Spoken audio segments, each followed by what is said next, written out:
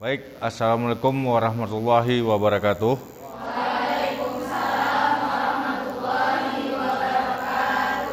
Pagi ini kita akan membahas materi bank dan lembaga keuangan lainnya yang dalam kurikulum mata kuliah bank dan lembaga keuangan lainnya ini adalah mata kuliah wajib diambil di semester ketiga. Mata kuliah ini memiliki 3 SKS yang di dalamnya membahas tentang lembaga keuangan termasuk bank dan lembaga keuangan lainnya. Untuk RPS-nya di dalam 16 pertemuan ini kita akan membahas tentang pemahaman dan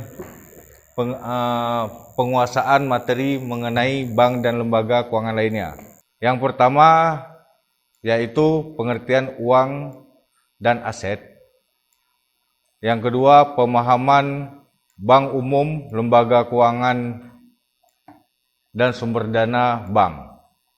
Lalu selanjutnya pengertian bank umum, tujuan bank umum, serta alokasi dana bank. Selanjutnya lagi kita akan membahas tentang pemahaman jenis bank, ruang lingkup bank, jenis kantor bank, serta jasa-jasa yang ditawarkan oleh bank. Lalu kita akan membahas tentang alokasi dana bank, pemahaman tentang Bank Indonesia, BPR, dan OJK juga termasuk materi di dalam mata kuliah ini sebelum kita mengikuti ujian tengah semester. Setelah ujian tengah semester kita baru masuk pengertian bank syariah, perannya, fungsinya, produknya, serta pemahaman mengenai kanun LKS, Lembaga Keuangan Syariah, yaitu kanun yang mensyaratkan bahwa bank dan lembaga keuangan lain yang beroperasi di Aceh harus berprinsip syariah. Tidak boleh berprinsip konvensional. Nanti kalian akan diminta untuk menganalisis apa dampaknya kepada sosial ekonomi. Lalu pemahaman dan pengertian tentang pasar modal dan pasar uang. Selanjutnya tentang kartu kredit. Lalu tentang modal ventura dan anjak piutang. Lalu tentang leasing dan reksadana. Lalu pengertian berkaitan dengan asuransi, koperasi, dan pegadaian. Yang terakhir yaitu mengenai tentang LPS, Lembaga Penjaminan Simpanan, serta kita mereview secara keseluruhan. Maka bisa kita bilang setelah ujian tengah semester, sebelum ujian akhir semester, kita banyak membahas tentang lembaga keuangan lainnya.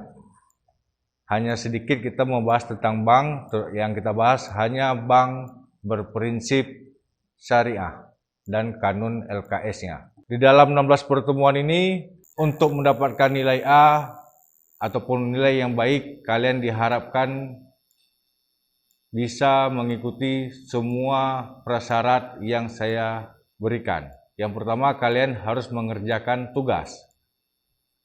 Tugas memiliki bobot nilai sebesar 20%.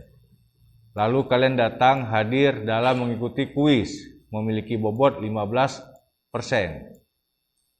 Untuk nilai UTS, ujian tengah semester, sebesar 25%, dan yang paling besar adalah nilai UAS akhir semester sebesar 40%.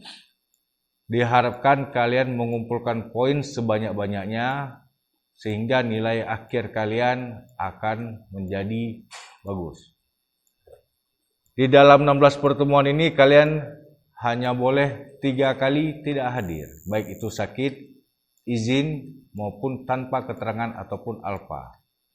Selebihnya kalian akan dilarang untuk mengikuti ujian akhir semester yang mewajibkan kalian mengulang mata kuliah ini dalam masa studi kalian baik tahun depan ataupun di kesempatan lain. Tapi ini mata kuliah wajib kalian ambil.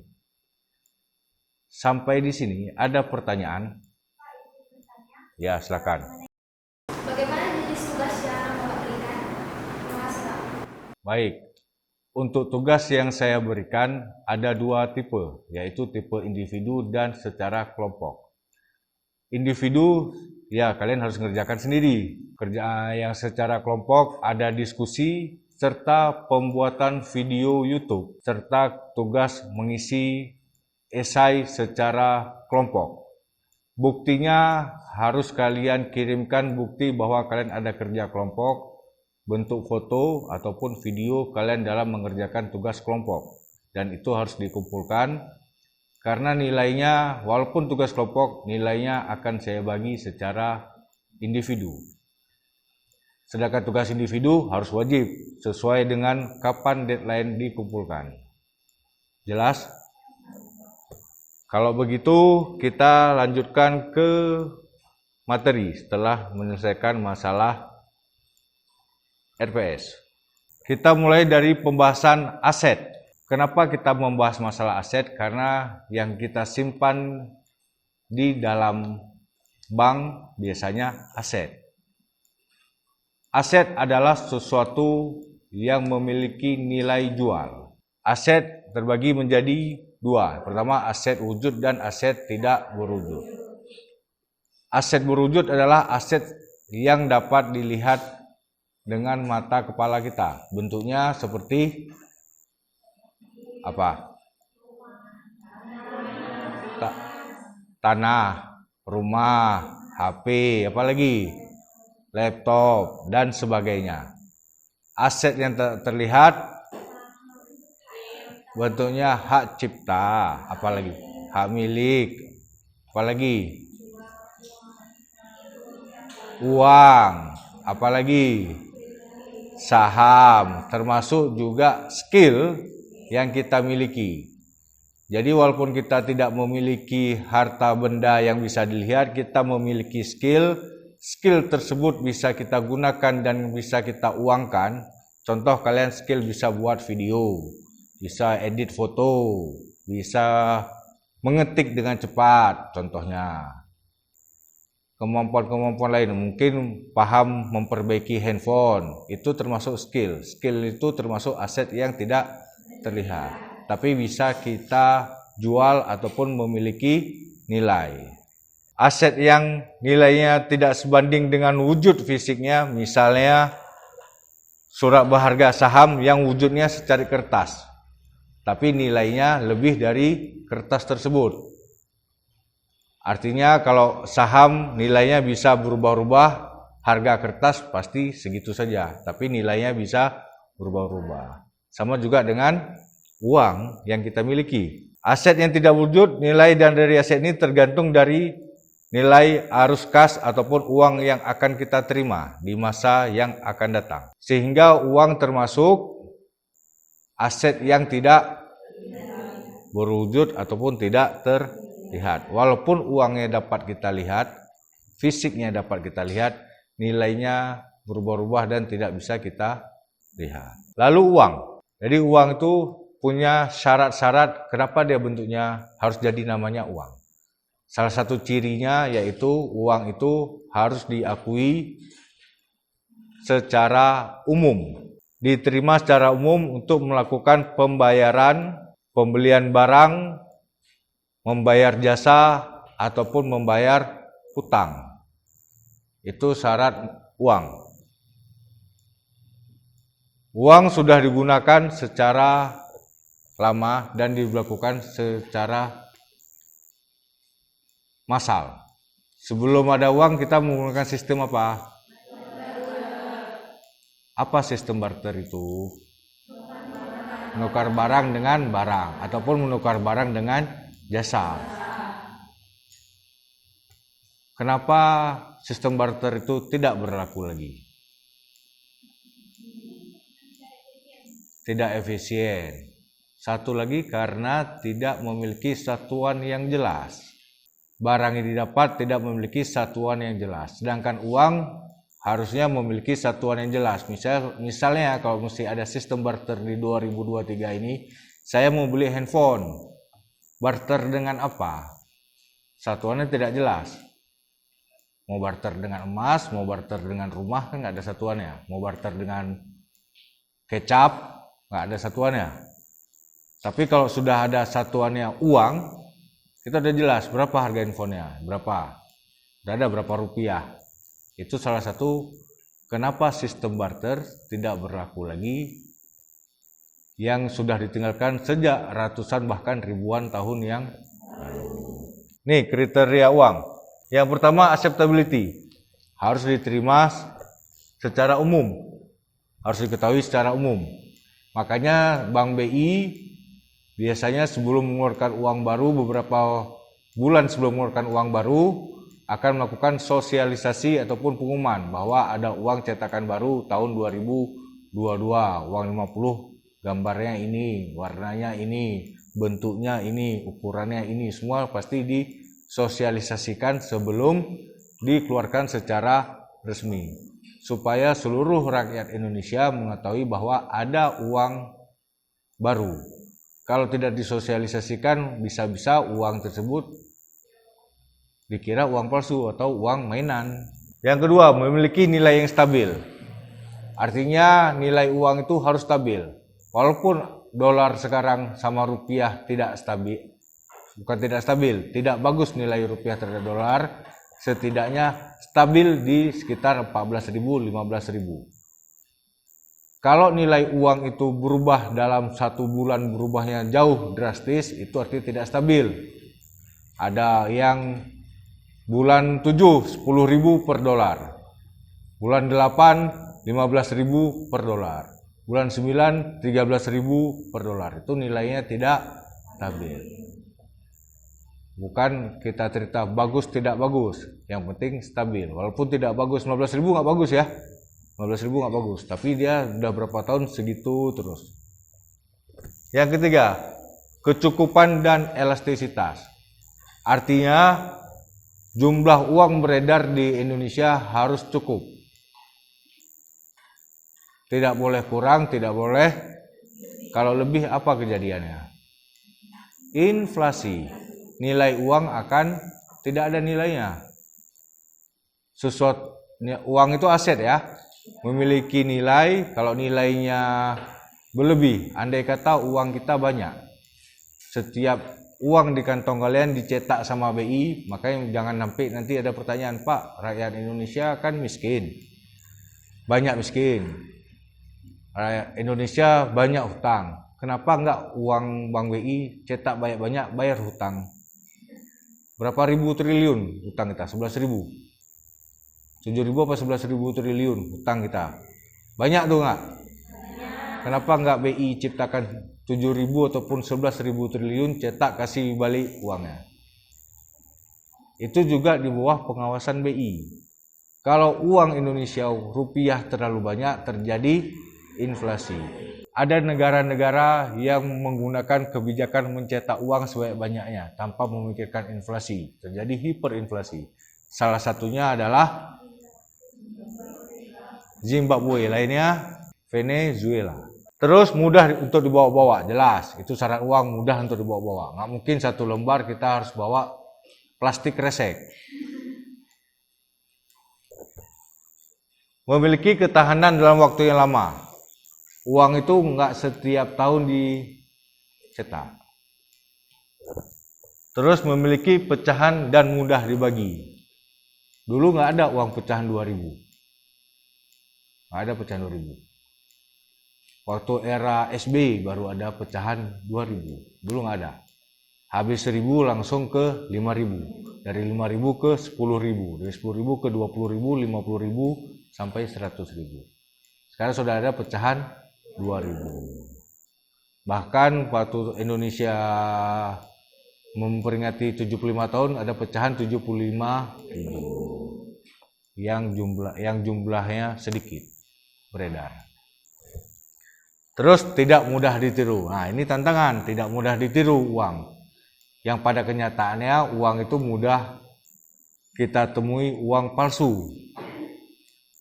Jadi walaupun uang palsu banyak beredar, tidak ada uang palsu yang mirip persis 100% seperti uang asli.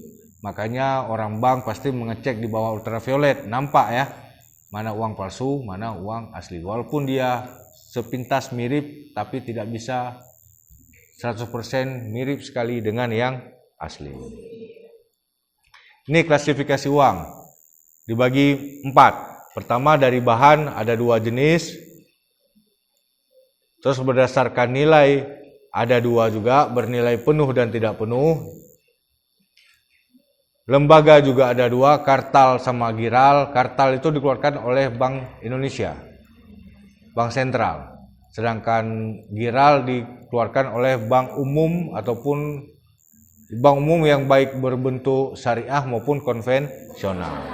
Terus kawasan dibagi 3, uang lokal, uang regional, dan uang internasional. Ini fungsi-fungsi uang. Pertama, alat tukar menukar, itu udah jelas, udah kita bahas tadi sebelumnya di masalah kenapa tidak berlakunya lagi sistem barter. Itu satuan hitung, itu juga menjadi suatu satuan penimbun kekayaan. Nah, menimbun kekayaan ini kekayaan duniawi ya, bukan surgawi. Kalau menimbun kekayaan surgawi mungkin amal, sedekah, ibadah, ini menimbun kekayaan duniawi.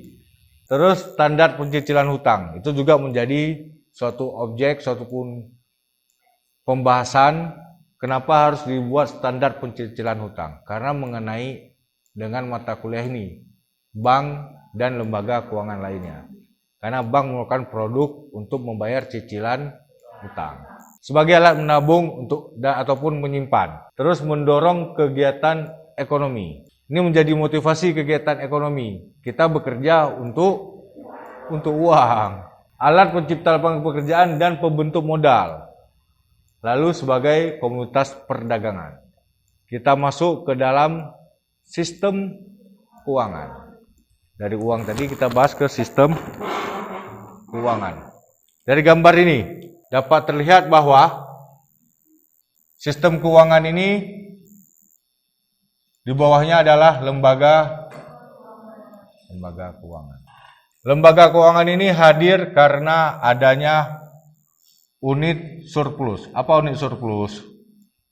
Unit surplus adalah unit ataupun orang ataupun perusahaan ataupun badan yang memiliki uang berlebih. Surplus, plus ya. Jadi tambah. Orang yang mempunyai nilai uang lebih. Dan adanya unit defisit. Defisit artinya berlawanan. Orang, kantor, perusahaan, lembaga, apapun itu yang minus. Ada orang yang miskin dan ada orang kaya. Karena ada kedua orang inilah, kedua pihak unit defisit dan unit surplus, maka hadirlah lembaga keuangan yang akan kita pelajari pada semester ini. Bagaimana sistem kerjanya? Unit surplus adalah orang memiliki dana berlebih. Tidak mungkin dia simpan di rumah. Tidak mungkin dia simpan di bawah kasur, bawah bantal, bawah kasur.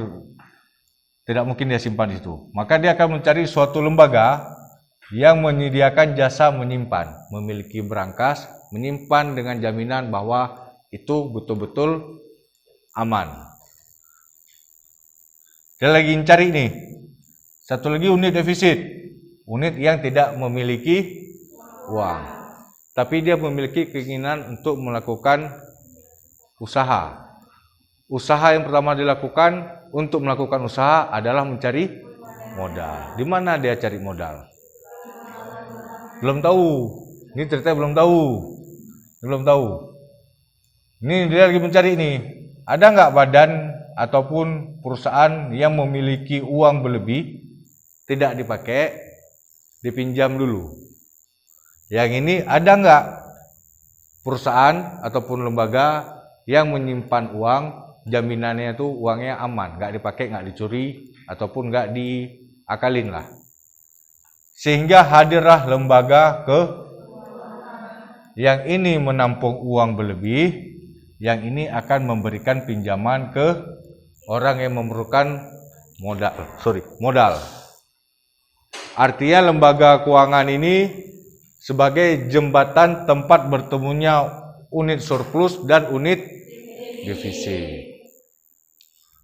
Unit defisit ini akan minjam ya ke lembaga keuangan ini.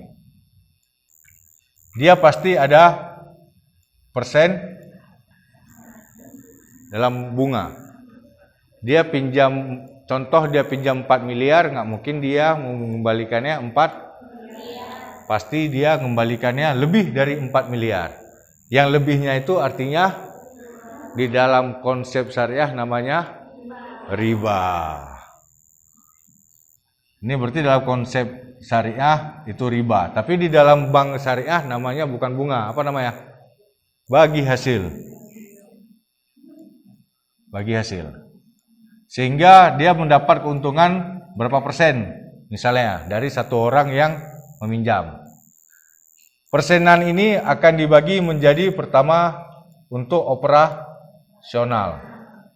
Si bank ini pasti punya pegawai ya. Pasti bayar pegawai, bayar listrik, bayar internet, bayar sistem ATM dan sebagainya. Terus akan dia bagi ke dalam keuntungan, persen ke keuntungan. Yang akan dia bagikan ke si pihak yang memiliki tabungan. Kalau enggak, orang nggak akan mungkin berlomba-lomba untuk nabung ke bank. Pasti dia juga akan mencari keuntungan. Contohnya, uang kita pinjam simpan 500.000, bulan depan bukan 500.000, pasti ada tambahan berapa sen. Itu termasuk dari keuntungan. Lalu ada keuntungan bank. Bank pasti cari keuntungan. Keuntungan dia sendiri. Terus untuk kas dia, kas simpanan dia. Paham? Sedikit. Yang mana kurang paham, biar bisa dijelaskan lagi. Izin bertanya Pak, saya bertanya tentang bagaimana lembaga keuangan bagaimana yang dijelaskan dalam sistem keuangan. Lembaga keuangan ini mayoritas bank. Tapi selain bank juga ada. Selain bank juga ada. Misalnya perusahaan leasing. Tahu leasing? Simpan pinjam. Bisa juga. Leasing itu termasuk lembaga keuangan lainnya, bukan bank. Siapa yang kasih modal? Ini kasih modal bank kan penabung. Ini siapa? Ya investor. Investor yang menanam modal kemari untuk dikasih pinjaman sini. Terus dia pinjam, beli motor misalnya. Dia bayar, ada bunga, kasih ini, balik lagi ke investor. Jadi lembaga keuangan yang di dalam ini mayoritas memang bank. Karena kita mayoritas nabungnya di bank. Tapi bisa juga lembaga keuangan lainnya. Contohnya adalah leasing. Itulah namanya sistem. Sudah sistem artinya sudah berjalan secara sistematik. Bagaimana lembaga keuangan. Baik bentuknya syariah maupun konvensional. Ini fungsi sistem keuangan. Menyediakan mekanisme pembayaran. Bagaimana metode pembayarannya, mekanismenya per bulan, per tahun, berapa bulan, itu juga diatur oleh lembaga keuangan. Lalu menyediakan kredit bagi unit defisit, menyediakan pinjaman bagi orang yang memiliki kekurangan. Menciptakan uang melalui penyediaan kredit, menciptakan uang berarti mendapatkan keuntungan dari memberikan kredit. Lalu memberikan sarana penyimpanan dana. Sebelum saya akhiri, ada pertanyaan. Bagaimana hubungan perekonomian di suatu negara dengan sistem keuangan atau perbankan? Oke. Bank dan lembaga keuangan lainnya, terutama pada anak EKP, mahasiswa EKP, kita membahas tentang hubungan lembaga keuangan dengan perekonomian suatu negara ya, ataupun suatu wilayah. Kalau sama anak akuntansi tentang pencatatan buku, uang kas, uang masuk, uang keluar. Kalau manajemen bagaimana menjalankan suatu bank, sedangkan anak EKP lembaga keuangan bagaimana dengan hubungan dengan suatu negara. Kembali lagi seperti tadi, kita tolak ukur suatu negara adalah perekonomiannya. Salah satu kegiatan ekonomi yang memiliki nilai yang tinggi untuk mengukur suatu kemajuan suatu negara adalah bidang bisnis.